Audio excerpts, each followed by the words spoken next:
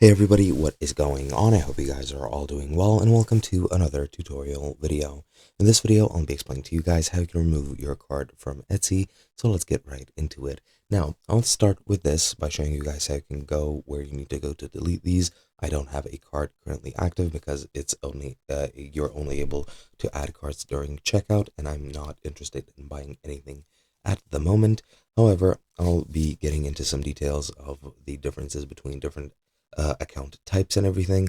But first, let me show you where you need to go to delete these. So your credit cards are stored on your account, and you need to access this through the web version. So just go to Etsy.com and log in to your account. Then you're going to go into your account in the top right, go into account settings, and then you're going to go into credit cards in the top right.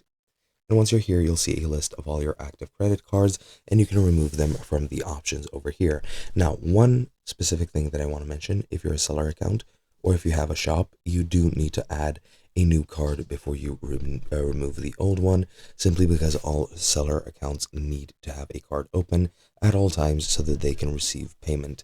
If you don't have a seller account and just have a buyer account, you can just remove all credit cards, no problem, and that will pretty much solve it. And yeah, you just go here, select whichever card you want to delete and remove it from your wallet, and that is pretty much all you have to do. It really is as easy as that. It's pretty much the same as removing credit cards from other sites as well.